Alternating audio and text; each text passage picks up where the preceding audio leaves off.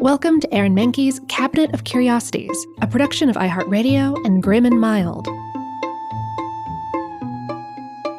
Our world is full of the unexplainable. And if history is an open book, all of these amazing tales are right there on display, just waiting for us to explore. Welcome to the Cabinet of Curiosities.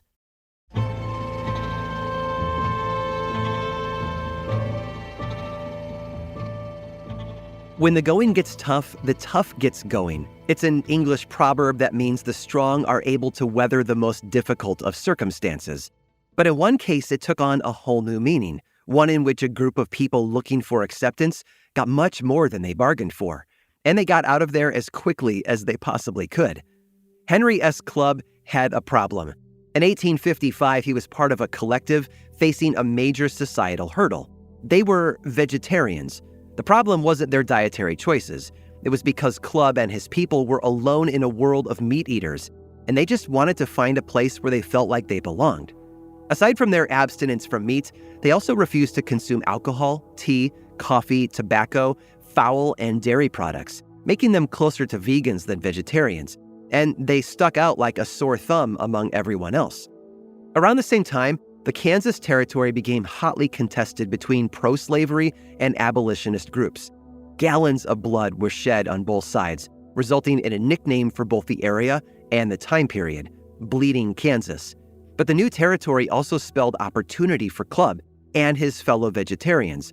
So he and about 50 families formed a new coalition called the Vegetarian Kansas Emigration Company, with one goal: to move to Kansas and establish a new community of their own. The rules for joining their club were simple. New members were required to pay $10 to help fund the project, and they had to adhere to the established dietary restrictions of vegetarians at the time. There were also moral obligations toward abolition and a better society for everyone involved.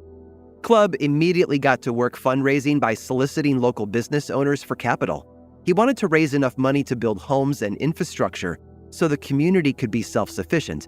He even took out ads in the newspapers, encouraging lovers of carrots to join him. As for the settlement itself, Clubb turned to the work of eugenicist Orson Squire Fowler, who had served as vice president of the American Vegetarian Society in 1852. Fowler was a proponent of octagonal living. He believed square and rectangular homes were old news, and quite literally thought outside the box when designing his own home.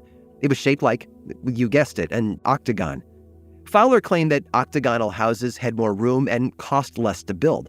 The style of architecture piqued the interest of Henry Clubb as he started planning his new vegetarian town in Kansas. Clubb envisioned an octagonal town square, out of which would spring 8 roads that led to a mill, a library, homes, and farms. He called it appropriately Octagon City. The Vegetarian Kansas Emigration Company set out in 1856 for their new 8-sided utopia, a dream full of promise and potential where animals could thrive without fear of being slaughtered and eaten. Instead, what they saw was nothing like what had been promised.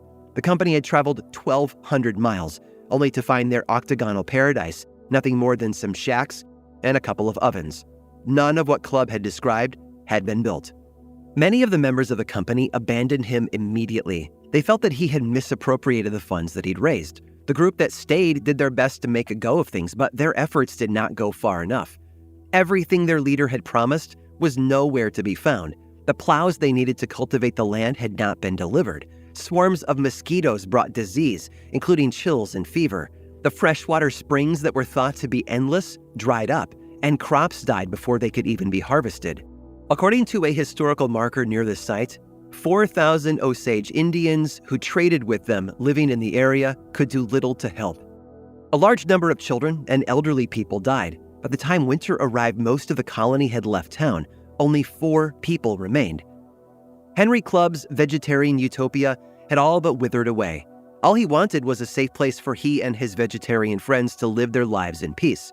Unfortunately, sometimes the curveballs that life throws us are curious, and sometimes they're tragic.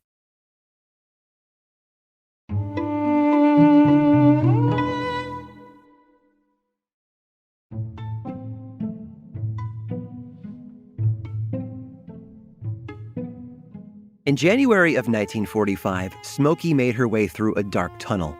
It smelled like dirt, mildew, and the sharp tang of metal. Barely able to see, she felt along the edges of the passageway and followed it as it twisted and curved. Every now and then, the tunnel would get tiny, and Smokey would have to hold her breath as she squeezed through. She wanted to turn back, but she couldn't. The mission was too important. Smokey was a member of the U.S. Air Force's 26th Reconnaissance Squadron, and she and her fellow servicemen were on Luzon, the largest island in the Philippines. It was the tail end of World War II, but of course, Smokey and her comrades couldn't have known that.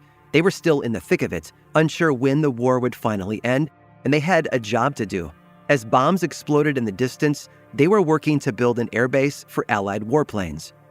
One of the most crucial parts of the base was the installation of telegraph wire. This was kind of like an early telephone line. It would allow servicemen to communicate using electrical signals delivered over the wire. Without it, they would be completely isolated. Which is how Smokey wound up in that dark, winding tunnel. The passageway was 70 feet long, but it was too small for any of the men in the squadron to fit inside. So it became Smokey's job to pull the telegraph wire all the way through. The fate of the airbase rested on her back. Smokey took deep breaths. It felt like at every turn the tunnel got smaller. The sound of the telegraph wire rattling along behind her made her jumpy. Finally, Smokey saw light beginning to filter into the passageway. She heard her favorite comrade, Corporal William Wine, calling her name. The tunnel got just big enough for her to stand up straight, and she sprinted forward, the wire flying behind her. The end of the tunnel came into view. Smokey ran into the sunlight and jumped right into William Wine's arms. Other Air Force members crowded around and cheered. They scratched behind her ears. Somebody fed her a chunk of canned Spam as a treat. Because, you see, Smokey was a dog, a tiny Yorkshire Terrier who weighed just 4 pounds. And that telegraph pipe she had just traveled through was a mere 8 inches wide. But Smokey, the canine hero of the day, was 7 inches tall. William Wine had adopted her about a year earlier, after a fellow serviceman found her hiding inside a foxhole in New Guinea. At first, she was sort of like a mascot and emotional support animal, but Smokey quickly became a real veteran. She backpacked through the Pacific Islands right alongside Wine. She participated in a dozen air and sea rescue missions. She parachuted 30 feet down from the top of a tree using a special teeny tiny parachute created just for her.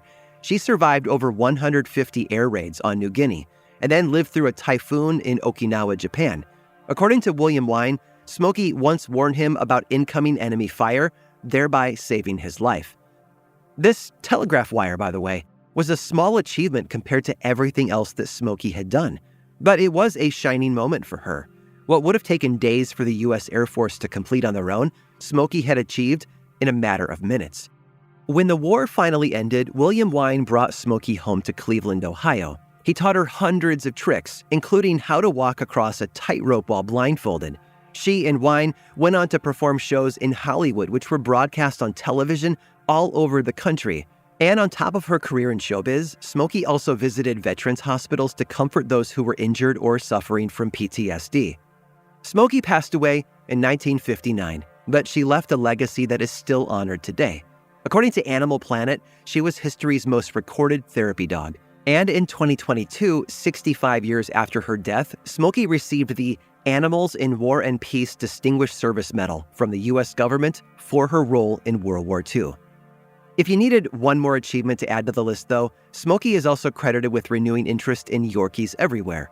You see, before she made headlines for her heroism, Yorkshire Terriers were a relatively obscure breed. But Smokey brought Yorkies to the mainstream. These days, they consistently rank in the American Kennel Club's top 100 most popular breeds. So, the next time you see a Yorkie running around, spare a thought for Smokey, history's cutest and most curious Air Force veteran. I hope you've enjoyed today's guided tour of the Cabinet of Curiosities. Subscribe for free on Apple Podcasts or learn more about the show by visiting curiositiespodcast.com. This show was created by me, Aaron Mahnke, in partnership with How Stuff Works. I make another award-winning show called Lore, which is a podcast, book series, and television show, and you can learn all about it over at theworldoflore.com. And until next time, stay curious.